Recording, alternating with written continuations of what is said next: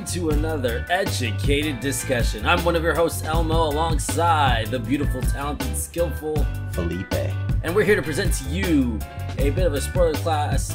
Yeah, I call it a spoiler class because this is educated, and it's a spoiler cast. That is not in all me mispronouncing a word. We're going to do a little spoiler class on Thor, Love and Thunder. Felipe. Yeah.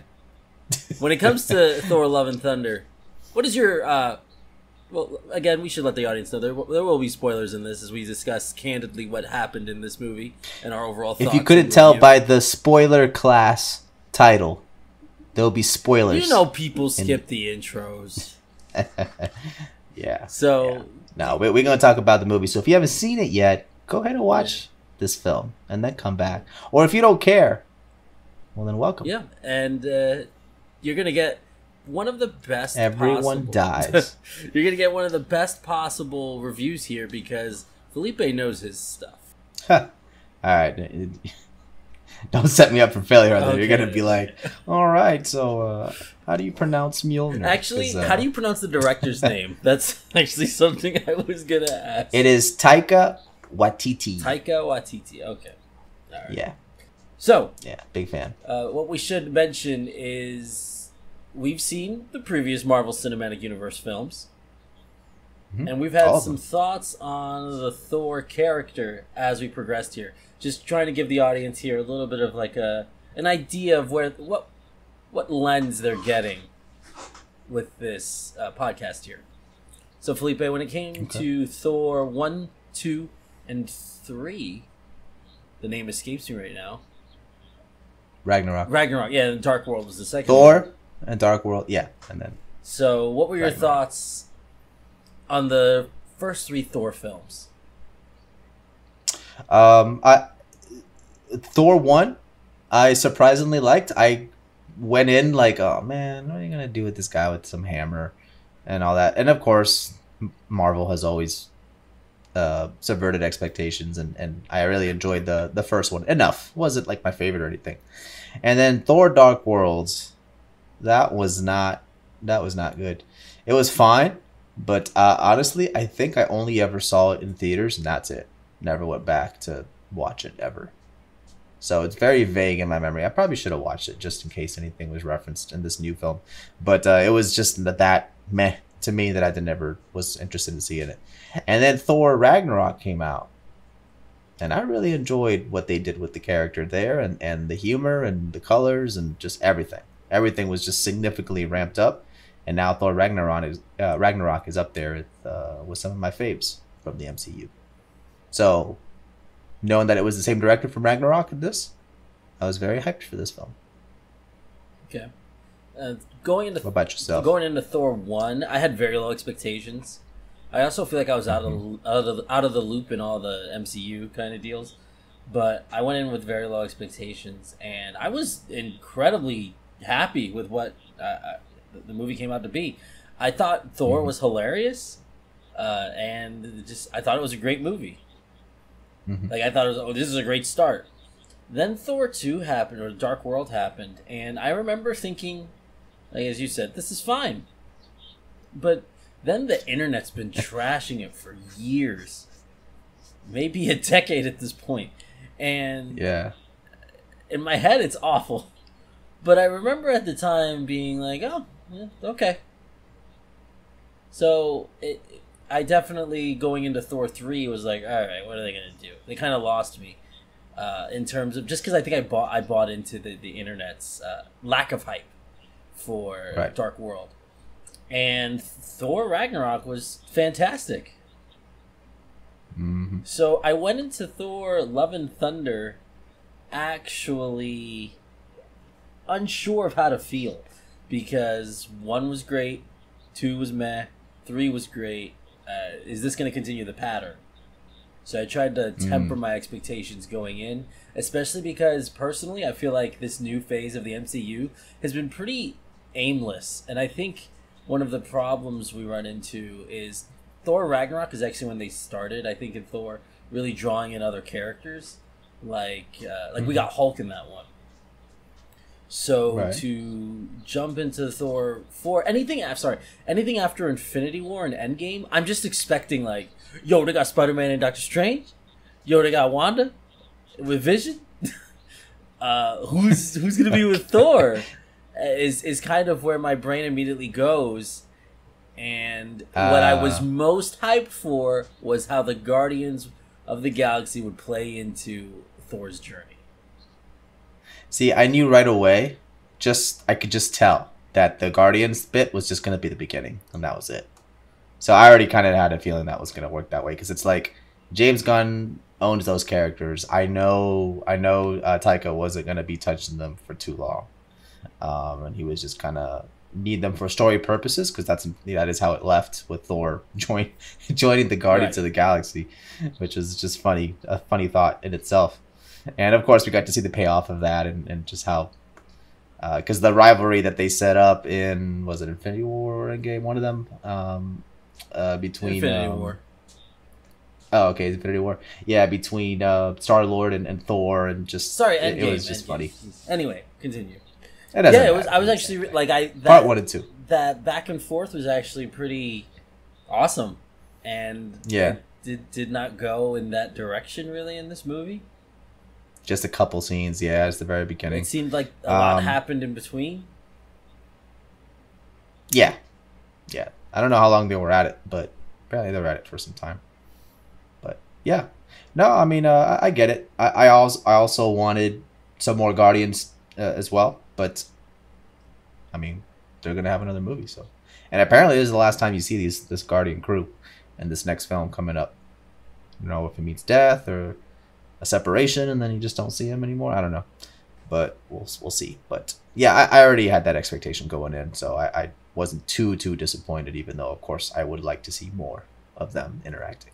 Quick aside here, I played the Guardians of the Galaxy video game pretty recently, and I will say, Felipe, you should ask to borrow that at some point when you get some free time, because I don't know about playing it, but experiencing it it's a fantastic title. But I bring it up because there was a real like, oh, these are just the movie versions of the characters, but given their own little spin. Mm-hmm. And I actually think that game enhances the Guardians of the Galaxy movies. It's to the point where I kind of take them as a little stronger than the movie ones as well. So it stinks. Well, you have more time. Get a sequel. That's true. You did get more time, but there is a level of quality there that I think even excels the movies at times in terms of the writing. So I just was extra hyped for Guardians. Anything Guardians. Okay. Well, this is Thor. Right. Okay. But this is also post Endgame, where I'm expecting. Right. No, I get it. Where I guess I shouldn't expect it, because it feels like this. I don't know what we're leading to. Usually, I feel like these lead to like a big finale in some way. These movies, and I don't know what we're the multiverse. Sure, I guess. Yeah, I was gonna bring that up briefly, as well with this new phase.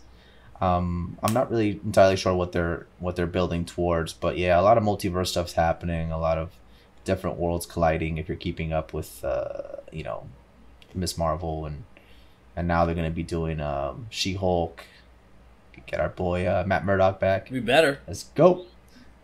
Yeah, he'll be in it, and yeah, a whole bunch of just shows and stuff. So it is kind of hard to pinpoint exactly where they're going with it. I mean, but it is difficult to follow up freaking Thanos. You know, I mean, that was honestly the universe could have ended there, and I would have been contempt. Yeah, but we're getting more, and I feel like getting more than what we're already happy with, and then trying to complain about it is also kind of pointless. So it's just like, we'll take it for what it is. But yeah, I agree. I mean, it is kind of difficult to see what the goal is. The post-credit scenes aren't really pointing to a specific thing, where each film ends and the post-credit scene is similar to the, like with Thanos picking up, I'll do it myself or whatever. So, but I trust Marvel. They'll eventually tie it all together. They're not Star Wars. It's not their first rodeo. They've done this. But we're 10 minutes in or so, and we have yet to talk about this movie.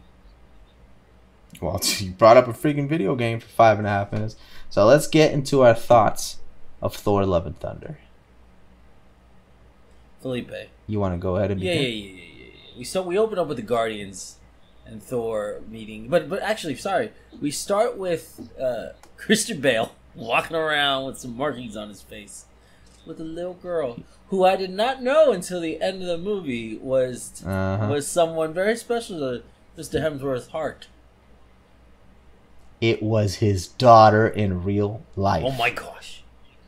Which makes the ending extra special. Yeah. However, apparently she has no plan on continuing that role. Or he has no plan in his daughter continuing that role. So I'm curious to see how they continue.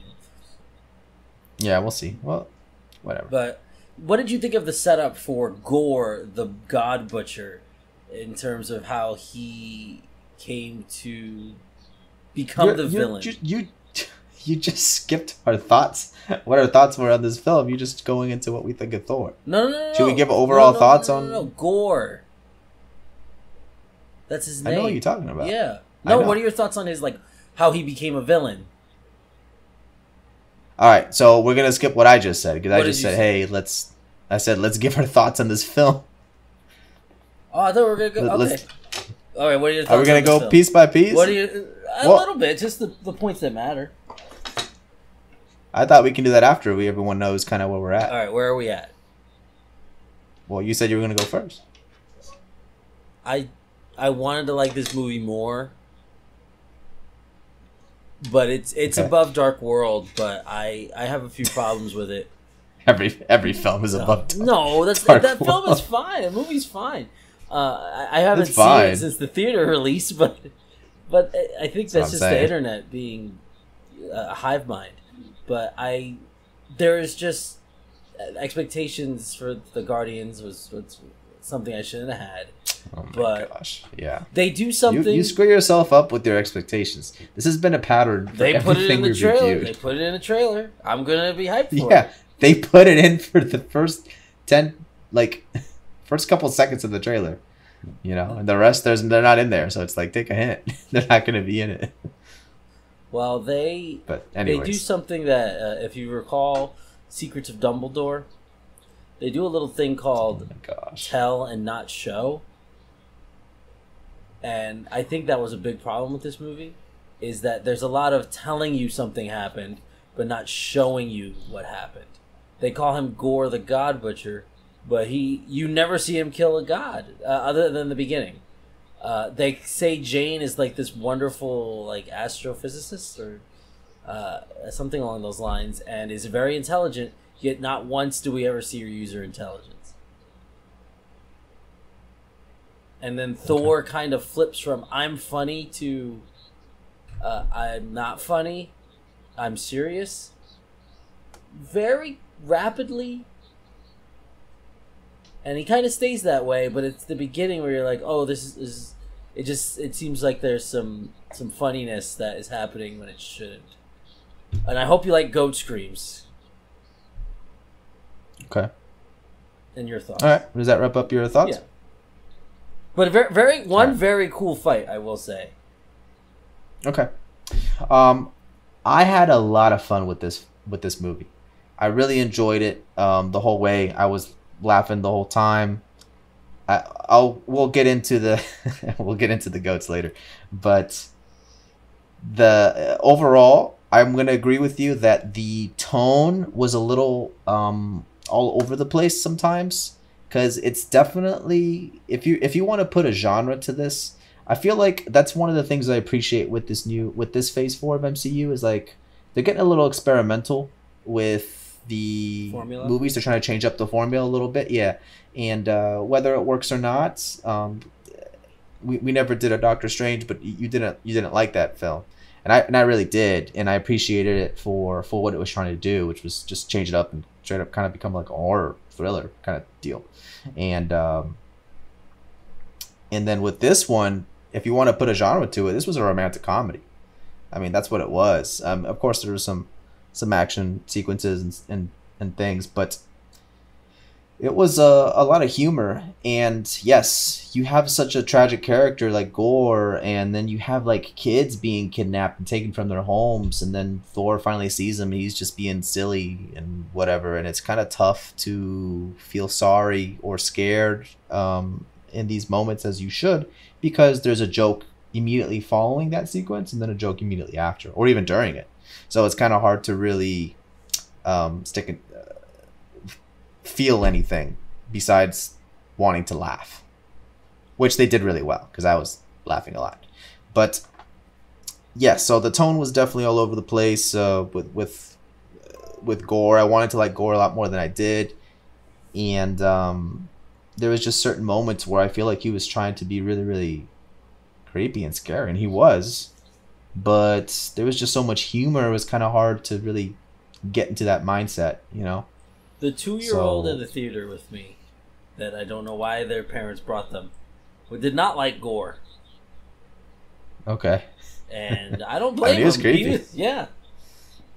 He was good. But yeah, overall, I really enjoyed the film, and I it was more of what I wanted, but it still could have, of course, could have been better, but I really liked it. So. Okay. Yeah. So, all right. So let's begin where you started. Yeah. That was a good starting off point. We'll get with Gore, and so you said how did you feel about his first sequence? Yeah, how he becomes a villain. It was neat because I feel like there should have been just a little bit more setup with that sword. Besides, it was just kind of there. Yeah, just locked into the it. Floor. Yeah, but I mean, whatever. Magic is magic. What can you really do? There's not too much to explain there. And yeah, I mean, what a tragedy. Obviously, his daughter just dies of starvation, hunger, him praying to these gods, and he finally meets this god in the middle of this oasis, and he's just chilling, having the time of his life, and just being just a douche. Like I'm not too familiar with other mythologies. My Greek mythology comes from God of War, and my Norse mythology comes from God of War. And from what I understand, gods are douches, and they're kind of selfish and stuff. So we got to see that in this film. So he's, you know, devoted his whole life to worshiping this god, asking for miracles, and then he's just there eating papayas or whatever, not caring and just being a douche. He's like, oh, your daughter died. Oh well, and you're about to die. That's fine. That'll be your purpose in life. All that stuff. So it's like, just to see that, him to come to the realization that all that was for nothing, was pretty sad, you know. And of course I can see that turn, especially since he just lost his daughter, and then all of a sudden, like, I guess that hatred was building for the gods, and that sword, which is meant to kill gods, reacted to it. So I can imagine it kind of having a mind of its own, like Mjolnir or Stormbreaker do, you know. And then just kind of calling out to him. It's not really a worthy thing, but it's like, you're the chosen one for this, because clearly you have the hatred needed to wield this weapon. So I thought it was kind of neat. It just could have been explained maybe a little bit better. I don't know. But hey, man, he killed that god, and that gold blood was really cool looking. I looked at that as, oh, you're not allowed to show actual blood, so you got away with it in its own way. I'm sure, but that was a clever way to get away with it. They do it elsewhere. There's later in the movie where the heroes are fighting, and everyone just turns into gold, like, glitter. It still look cool, but I'm like, oh, you can't do blood. Okay. You ever killed a god before? Well, you don't know what they look like. I ain't no ugly god, that's for sure. That's a reference. Yep. Anyway, I actually thought it was a little weak. Now, that sounds really very, very mean, as fathers with daughters. Of course, you know, that would twist you. But that he went from... I wish there was a little bit more setup in there. Like, before he became the God Butcher, it wasn't just, yo, this one god betrayed me. I wish you got to, like, see him really... maybe get imprisoned or something, or used as like not a jester, but like, just in some way this god had to antagonize him even more than just like some grade school bullying. And because I feel like the jump from religious servant to God Butcher was very sudden. Well, you got to remember, this movie is shy of 2 hours. They can't show a full history of his hatreds of the gods. But I understood that, hey, he just lost. He's literally lost everything at this point. His last remaining love of anything, attachment to the world, was his daughter. He just lost her. So when he goes to finally meet this god that he's been praying to this whole time, and he doesn't care at all about the only thing he ever cared about. Yeah, I mean, I feel like that's enough. I don't know what you need. There was no grade school bullying there. He was just being an arrogant god. And the fact that he showed no emotional response or any kind of care for the death, that's enough to push anyone over the edge. I mean, so to me it was good, but I don't know if you would become a god, but you're pushed in that way. I would. You would kill every god. But I will not all of them, well, maybe. But I will agree with something that you said earlier, before your incorrect opinion was distributed. He definitely should have been shown killing some more gods. So, I agree there, or at least like it experienced firsthand. Like maybe Thor has a friend or something. He has like a friend somewhere that's like, oh, he's a good god, let's go meet him. And then you go there and like his whole place is like destroyed, and you see remnants of what he did. Something like that. Besides just I guess there was the one thing with Lady Sif, but that was really it. Cut off her arm. But, yeah. Which was cool to see her again, but then she disappears still. Yeah. But right. She but hey, got at least one arm, but yeah, and the other arm's in Valhalla. So, your thoughts on how he did interact with the Guardians? I mean, short. I wanted more, but sufficient. I liked it. And I like the whole departing thing, at the end. Like, oh, you can take my ship. You take care of her. We had a lot of journeys and all that stuff. It was just silly. So, I liked it. The whole beginning sequence was great. He's clearly the muscle there. So you see the Guardians kind of pinned down, and they're like, hey, we kind of need you. He's like, okay. He just comes out there and just wrecks. Unfortunately, it wrecks a little too much. But, hey, he gets some goats out of it. Yeah, we also get what I don't really know if this is a complaint. It's just an observation. We get a lot of for whatever reason, the fight choreography will constantly have Thor, and I'm not complaining that it's weightless, but weightlessly jumping into action in the same way. I think we got that same jump into action 3 or 4 times, like just that little hop above, and then with something else coming at him, and then in slow motion, and then it cuts to fast. Yeah, we get that. That was made famous in Ragnarok. That was the shot of him shooting up with all the lightning on the bridge and just wrecking. Well, they do it a lot. I think they were just trying to, they were trying to re-emulate that, and I think they're trying to make that his pose. You know how Iron Man lands and he does that, on his knee and whatever. I think they're trying to do that with Thor. Okay. Because that is his pose. And then when, of course, at the end, just jumping ahead real quick, when he gives the power to the kids, they do the same jump. At least Axel and a couple of the kids do. They jump up in the air, so it's a Thor thing now, I guess. So, but anyways, all right, real quick, let's just get these goats out of the way. Okay. So the goats, I hate goats. All right, I hate the screaming goats because they're so freaking annoying, and I've seen enough memes on them on the internet. And what I hear about it is that it was based on the Taylor Swift meme with the goats, and so it's funny that is what inspired them screaming, because apparently they weren't screaming in it at all until post-production. But anyways, so I thought that was a neat thing. But I'm tired of the screaming goats, and I've seen enough of it. But I will say it was still funny, because just to see all the commotion of everyone trying to fit in the Guardian ship, what is it called, the Milano or something? Yeah, and just to see how big these freaking goats were in there, and everyone just trying to fit in, and then just wrecking. It was funny. But yes, the screams, it was like, all right, it's a little too much.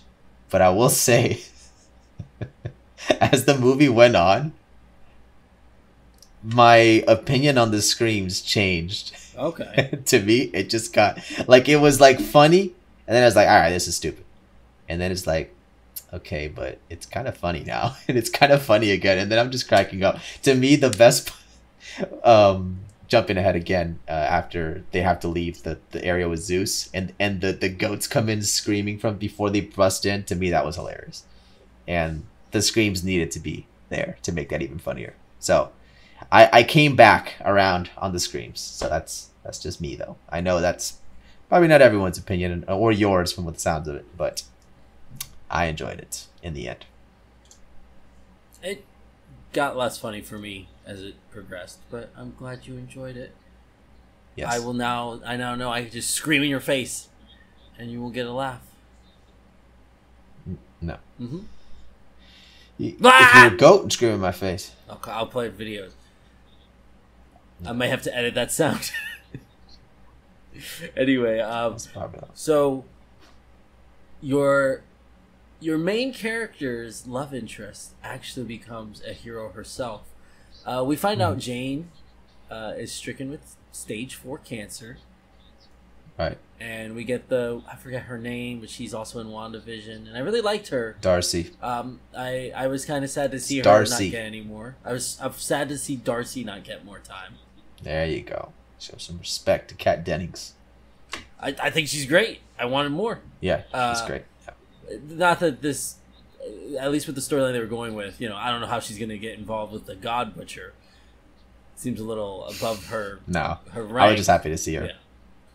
But she's got cancer, and she feels kind of like a call from Mjolnir. Oh my god, from Mjolnir, and she goes to the Asgardian amusement park or carnival, where they have an infinity cone, which seems a little disrespectful. 50% off. Wait, did it say they got everyone back? Yeah, there was a sale 50% off because it was half the world. That's really mean. I don't know. That's. I don't know how that would fly. Anyway, and she gets this version of Mjolnir. God, why can't I do it today? She gets this version of the hammer. Trust me, I don't ever pronounce it right either, so it's fine. She gets this version of the hammer that I think was really cool. The whole destruction version of it, where you just can make pellets, and they're magnetized. It's like, is this Magneto or is this Thor? Mighty Thor. Yes. Well, we get Mighty Thor's reveal after the Guardians say, there's a lot of bad stuff happening. You go here. We're going to leave you. And Thor goes and he's trying to help Valkyrie and all these people who are in this village, in New Asgard. And just to real quick. I mean, I guess if you're telling the story, he went to go see Lady Sif because that was a distress signal that the Guardian saw, and then she's the one that was like, he's hunting all the gods. So then he's like, oh crap. So he goes to Asgard because obviously Gore might be looking for him there. Yeah. So and then he gets there just as everything's already he's already there and making his shadow creatures come out. What'd you think about that power set? The shadow creatures? Very cool idea, but I had a hard time seeing them, which they are shadow creatures. Well, they're shadows. But I would like to see what they were. There were points in the action where I'm like, what's happening? Okay. Yeah. It's better than the usual, like in Suicide Squad, the first one. They were just fighting these random blobs. Yeah. It's at least better than that. Like random minion garbage. It's just there for them to beat. Like, at least there was, varied creature design and stuff. But it's still a similar thing where, you can't really see what they kind of look like. Which, again, could be the point. Because you can definitely tell that it was frightening. They're freaking just different, nasty alien bugs, But yeah. Neat. It was neat. This is also where we get the sort of jealous boyfriend and ex-boyfriend kind of storyline between Mjolnir and Stormbreaker. Yeah. What did you think of that whole little mini plot? I thought it was odd because it's a hammer and an axe. But when you take into account what kind of movie it is, I loved it. Oh, I thought it was hilarious. I thought it was so funny. I didn't get it at first. Yeah, the first time I was what was going on. Okay. But then as the movie progresses and the axe is just kind of like always there, and like Thor gets caught off guard every time he's like looking at Mjolnir. He was like trying to like make it come to him, and then like the axe does it. I don't know. It was great to me. I thought so as well.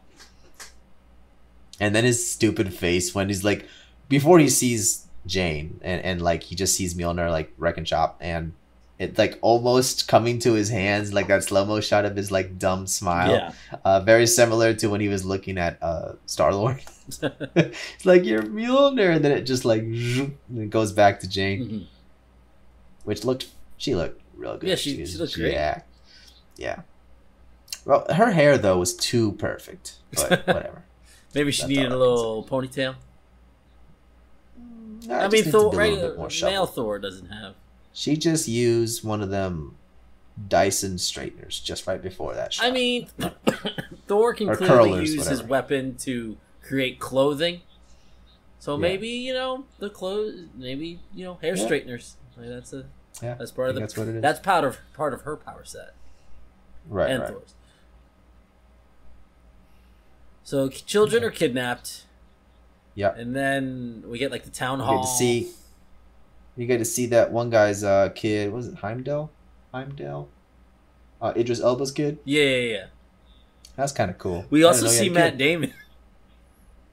Yeah, they redid the play from the Thor Ragnarok. They had more of that, and it was just as great. So I loved it. His little cameo there was, I was a big fan. Yeah, well, that was him in Ragnarok, though, right? Where? You don't remember? No. Oh my gosh, this was ripped from Ragnarok. They have a play when Thor first comes back to Asgard. Oh, I didn't know that. I didn't notice. It was, and it's Matt Damon as well. Okay. So it wasn't really him. It wasn't Matt Damon like there. Like it was just someone that was from Asgard. It just happened to be Matt Damon who's they cast. Right. But they were doing the same thing. It was a play, and they were like reenacting Loki's death. But of course, it was Loki that was behind it, and he like made him look better or whatever. I would rewatch that play scene. Okay. It was equally as good as this. I do recall that scene. But then you got to see more of him later, like during that town hall meeting or whatever, and they're just like, we should make this a play.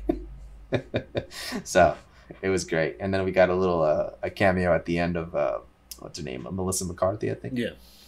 As Helena? No. Hela. What's her name? Hela, yeah. Helena is a song by My Chemical Romance. All right. So we come to find that Thor is going to save the children. And the only way they can do that is by going to Omnipotent City and seeking out another army to combat the Shadow Army from all the gods. Solid plan. Now, question, I don't know if he counts as a god per se, but there's a point where Korg, who we've not mentioned at all, is pointing out several gods. It's kind of silly how they managed to sneak in. Valkyrie just finds disguises and they just walk in. And then... It's a big city. Okay. I mean, it's with gods, And they're not all gods there. And then how you get... Anyway. So, they get into the meeting of the gods. Mm-hmm. And guess what? Felipe, guess what? I'm trying to guess. I forgot the whole film. Perhaps I don't know if this counts as a god, but there's a point where Korg is pointing out several gods, and he says, and that's the god of carpentry. Was that Jesus? Oh, but they didn't show him. No, they did not show him, which makes me think it was supposed to be Jesus. Invited to an orgy by Zeus. Yeah. They did say the carpentry thing, and then I was waiting for them to show it because they were showing everything. I was like, oh, okay, this is going to be like a joke later on, but I didn't think of the Jesus thing. That's funny. Guess what, though? We do get a version of Zeus that I think is actually accurate, and Thor is a big fan. Yeah. Until he's not. Everyone is. Of course. Yeah, once he realizes he's... I wish there was a little more in the middle of him, like, realizing, like, oh, maybe this... But he just jumps from, you're this amazing to you're awful really quickly. He kills his hero. You can tell his childhood hero he kills the day he meets him. Does he kill him? Oh, well, that's true. That's true. Yeah. So, Felipe. Yeah. We get this very impressive Thor entrance. I'm sorry, Zeus entrance. And Zeus sucks. And it's great because this is what Zeus is actually supposed to be like. Yeah. This is not Disney's Hercules. This is actually Zeus. And they ask him for help. He says no. And then we get our little fight scene where Korg hold on a second. Dies. No, you forgot the part where Thor gets naked. Yes. We have to talk about that. That tattoo. R.I.P. Loki. Oh, yeah. It's so badly, like, on it. Thor looks fantastic in this. Yeah. And I'll have to step up my gym. He's doing them Henry Cavill exercises. Yeah. Him and Henry Cavill are sharing secrets. I don't like it because I need to hear these. I'm sure they're doing a lot of dehydration before certain scenes. Oh, I'm sure. But anyways, yeah, no, the fight ensues.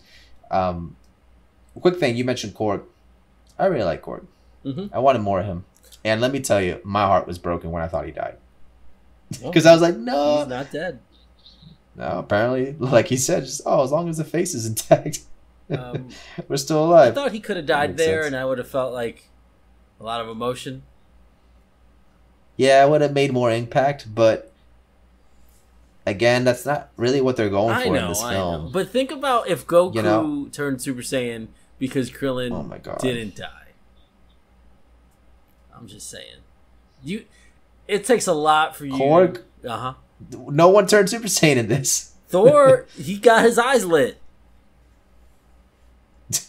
Could Goku beat Thor? Could what? Could Goku beat Thor from Dragon Ball? Yes, he can beat Thor. We're not going to get into this. No, I just need an yes or no. That's the answer. Oh, yeah. He can beat Zeus, too.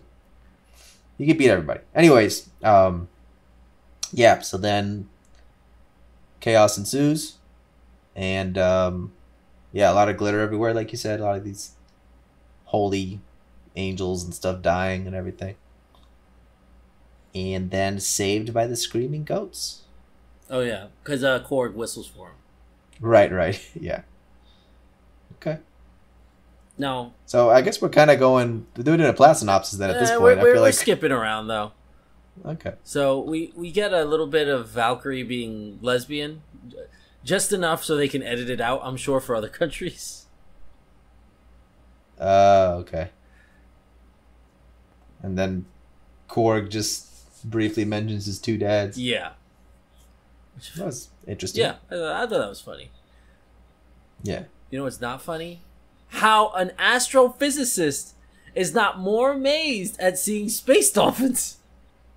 She's like, I mean, she's dealing with her imminent death. They're beautiful. Like, girl, this is like your dream come true. Anyway. I mean, she saw a lot with Thor 1 and Thor 2. Yeah, especially but Thor 2. Space dolphins. She went to she went to freaking Asgard. If you saw space dolphins, you know you making a TikTok. I guess so.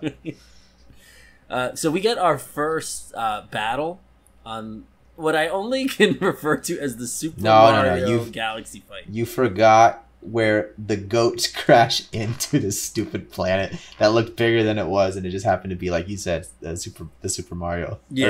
Was it the Galaxy? Yeah. Very cool aesthetic. Once they got there and all the color kind of left, and then like when they were on it, and then like whenever like Jane, lit up her hammer, there was like still hints of color from when the light was in Zeus's Thunderbolt. Very cool effect. What happened? Well, they stole Zeus's Thunderbolt, and you got some color from there as well. Yeah, and I'm sure. I was like, Valkyrie's great with this thing, because Thor didn't want it at first, but then he gets it. Yeah, because Valkyrie gets murked. It was kind of annoying. They went from, oh, we need an army, to, we're gonna have to do it ourselves. I'll just go myself. Which this is. Well, you got the army. This is when it breaks a little bit. I'm like, you can't like call an Ant-Man to help you out. Like, you really can't reach out to, like, anyone. What's Matt Murdock? I'm just joking, but it definitely felt like they went from we need an army to I guess this is it really quickly. We need an army. Well, we have a Hulk. Come on, man. Oh my God! What did they? Anyway, whatever. And now he's Smart Hulk. So he's like, and Jane's smart. You smart. Would never know, but she's supposed to be. She wrote a book. Hey, man, her book. She wrote a book. Anyway. She wrote a lot of books. Look, I think your complaint with Jane, I can see it if you're only watching this film. It's like, how are you supposed to know? But you saw enough of it in the first movie, enough of it in the second. That movie came out like 10 years ago at this point. Yeah. So did Thor 1, and you remember that. So I remember more than 2, but I wish they just showed, like, hey, her being an intellectual person changed, like, how she used her Thor powers, or if that came into play somehow. I just thought that would have been a really cool moment for her.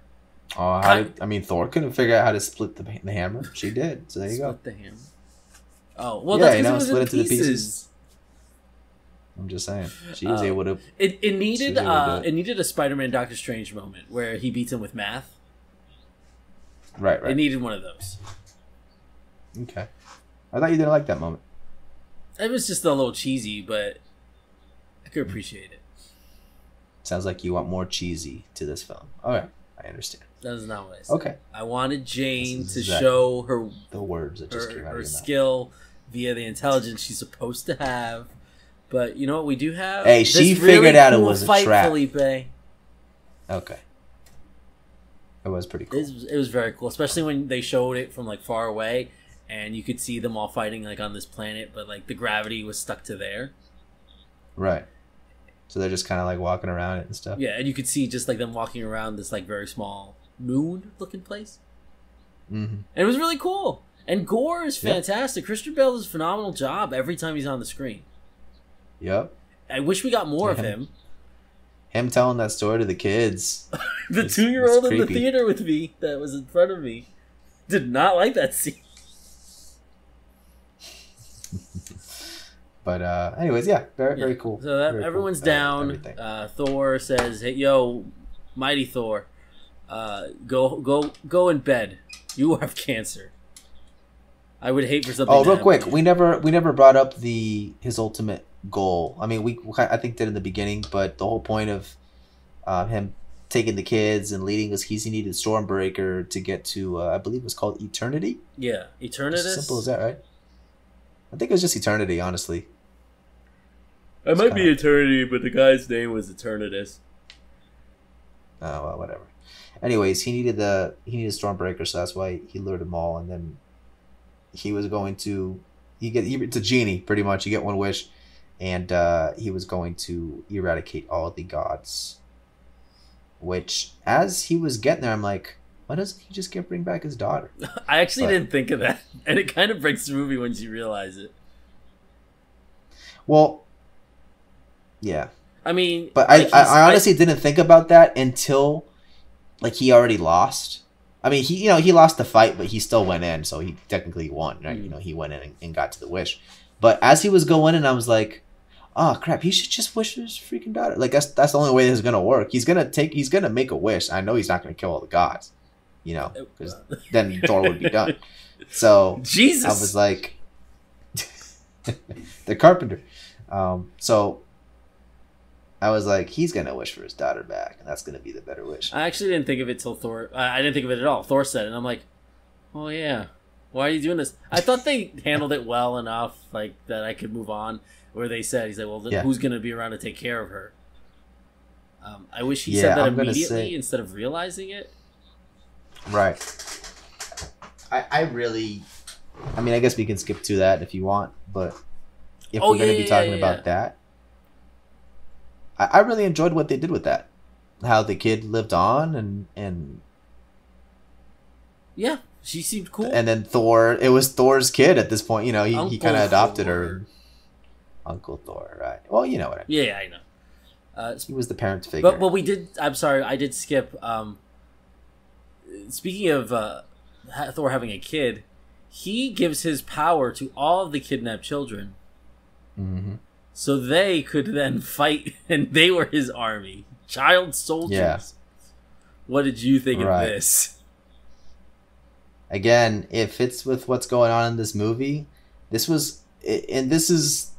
Sounds kind of ridiculous for everything else in the movie, but this is probably the most outlandish thing the movie did. But I enjoyed it. Because I saw when he's like, all right, go grab something, anything. And then like that one girl didn't move and she just had that bunny, the stuffed animal rabbit. And I was like, that there's going to be a shot of her using that thing. And I was just waiting for it. And I got it. And I was very happy with it. Well, let me tell you what I thought of it. It was great. I wish there was more of this kind of nonsense throughout the movie. It was. Yeah. It honestly did something that the one thing I could say about The Last Jedi that I liked was the end where it made it seem like, oh, you don't have to be a Skywalker to matter in this universe. No, Thor can just give you powers and you can wreck shop. I thought, I was like, this could have been me. Like, if I was a kid, I would have been like, this is great. Like, I appreciated it from the perspective of a kid wanting to have superpowers. And yeah, it was very cool. When you think about it too much, you're like, wait, how could this happen? But don't. It was great. But you can do that. You can apply it to almost every aspect of this film. But yeah, it was a cute, fun moment, and a lot of from what I understand, a lot of cameos from people's children. Oh, really? Okay. Yeah, like the director's kid was in there. I think Christian Bale's kid. A whole bunch of actors and actresses that were in this film all had their kids in there. I heard Jim Carrey's daughter was in it. I don't think. I'm just joking. But yeah, it was fun. I thought it was a lot of fun. Thor's real wife was in it. She was I don't know if this is accurate. My wife told me this, but she was the wolf woman that he made love to on top of a wolf. Okay. That's his real wife, so that was kind of funny. Mm-hmm. But anyways, we then get Jane kind of being memorialized because she used the last of her power to save the day. Oh yeah, she showed up to help break the sword. I understand. I mean, they set up a cancer storyline, and I feel like just to be respectful, you kind of have to have her pass. You can't have her magically healed because then you get like a weird commentary on something. Superheroes can escape cancer. Yeah, normal one. You know, but maybe they could have given her another disease because I really wanted to see her continue. Yeah, she was great. Mm-hmm. I was happy. And seeing more of Mjolnir being, that I really like the pellet versions, the little shotgun blasts of Mjolnir. Yeah, I wish that Natalie Portman got to do more. I mean, hey, you saw the end credits, you might. Now you're gonna get mad at me, Felipe, but I only saw the first post-credit scene. What? Did you at least read what happened in the second? I forget. I think I did read it, though. You want me to tell you? Yeah, tell me. All right, guys. Spoiler. Live reactions. No, it has Natalie Portman showing up in Valhalla. Oh, okay. So she makes it because she died in battle, and she meets Heimdall. She meets Idris Elba's character, and he's there. Yeah, I did read this. He's That's cool. Oh, you're Jane. Welcome to Valhalla. And they show this. It wasn't a really great looking scene. a lot of green screen stuff, but they show like this one like building or something. It looks very, whatever, Norse. Like that's the building or whatever. They could wish her back with the Dragon Balls. Yeah, exactly. And that's the thing with the multiverse. You can bring anyone back at any time. Mm-hmm. But it would have been cool to see this Jane we grew with. to, get some more time to shine. Because apparently there's going to be more Thor movies. Yeah, I was going to tell you, is this the first of a new trilogy? That's hit 4? Oh, yeah.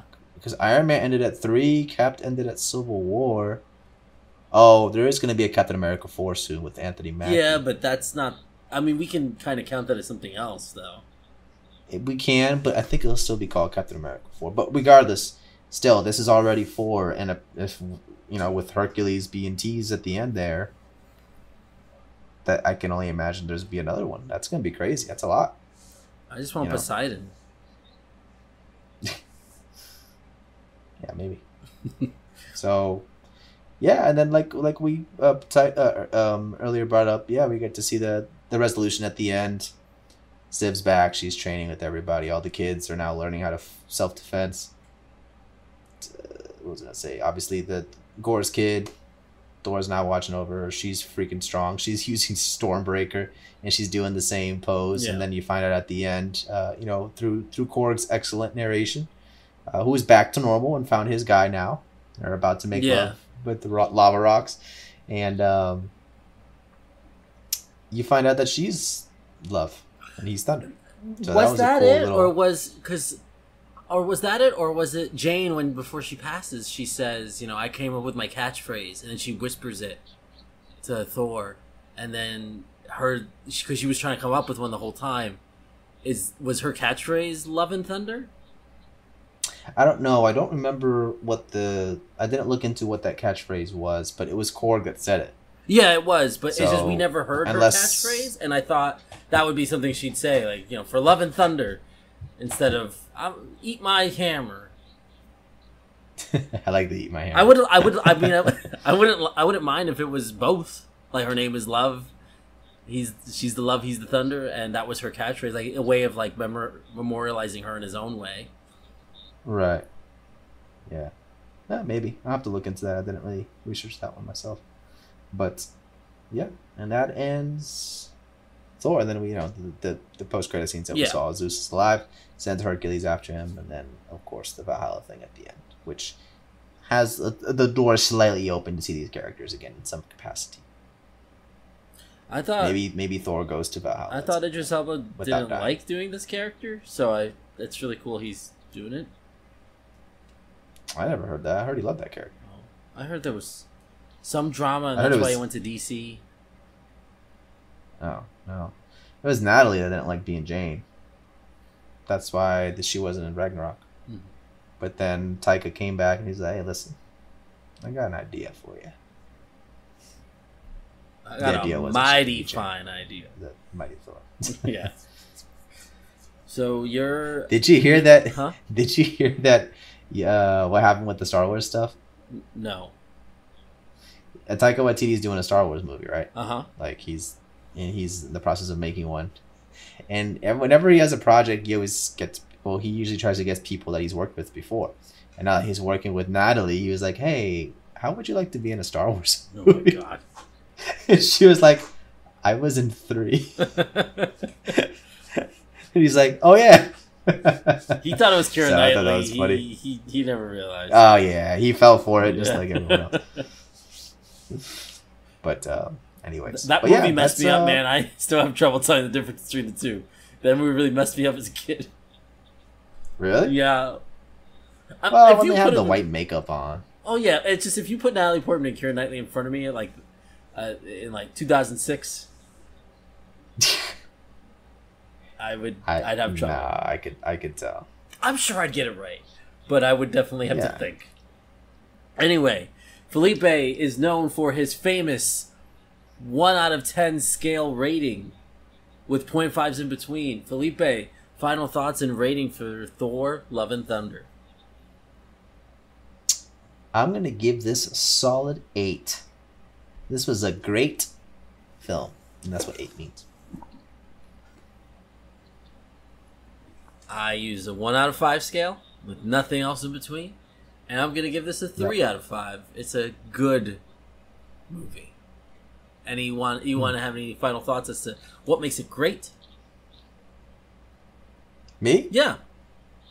listen to this podcast that we just said, and you'll hear exactly what okay. Now, like I just to reiterate everything, the humor continued, although it stifled some of the other more serious moments. Anything involving kids being kidnapped, cancer, death of a child, a whole bunch of pretty serious stuff. The humor kind of messed it up. There is still a lot of humor, and I love to laugh, and I love the humor that they set up for Thor, and he's just fantastic at everything. A lot of great action sequences, a lot of cool uses, and just fun things. I really like Jane and Thor together, and that was one of the things I missed about 3. Although I didn't like 2 too much, and I didn't like Thor 1 like amazing. Like it was a good movie, but them together was great, and just to see them back was just really fulfilling. I like Korg, the new character. I like Valkyrie, she's great, and just you have them all here. And then Gore, the God Butcher, didn't get to see him butching too many gods, but hey, butching, he was great. Yeah, I know. But yeah, it was just a solid film, and I had a really good time watching it. And that giant bucket of popcorn also helps with the nacho cheese I can dip my popcorn in. Well, very, very solid film. Well, for me, I thought it was good. Solid is a good word. Yeah. I don't want to get negative here. Too late. What makes it good is fantastic acting, really cool battle, and there's some nice little like tender moments for me personally, like, aw, I'm a kid, I can fight shadow monsters. Among the other jokes in there. Right. But Felipe, how else can people find us if they're listening to the audio version? Well, you can just go to youtube.com/educatedDiscussions and view the videos that we put up. There will be a video version of this. We're also on. Yeah, that'd just be some images I throw together, but whatever. Don't tell them that. No, listen, it's fantastic. You got to check it out. The things we put on there, you won't believe. Oh, man. Push the like button. Banned from YouTube. But if you do want to, give some criticism or critiques or any sort of like feedback or questions, the YouTube comment section is a great place where you could do that, because Felipe or myself will respond to you directly. Yes. -F if it's from me. -E if it's from Elmo. We also, do have a Twitter. You could add us on there at twitter.com twitter.com/ed_discussions. Yeah, and we got that TikTok. We're on TikTok as well. And you can, of course, find us on your audio places. Spotify. Audio places of preference. Yeah, with the exception of Pandora. No, don't even say their name. Forget them. I never saw Avatar. Okay. Well, we will. The next cast. And it better be as long as the movie is. Maybe you could do that 3 one. hours. Maybe you and your wife could do that one. All right. Yeah. Well, thank you so much for listening, everybody. And as Felipe likes to say, keep it educated. Oh. Come on, man. What I like to say is we have a request for you.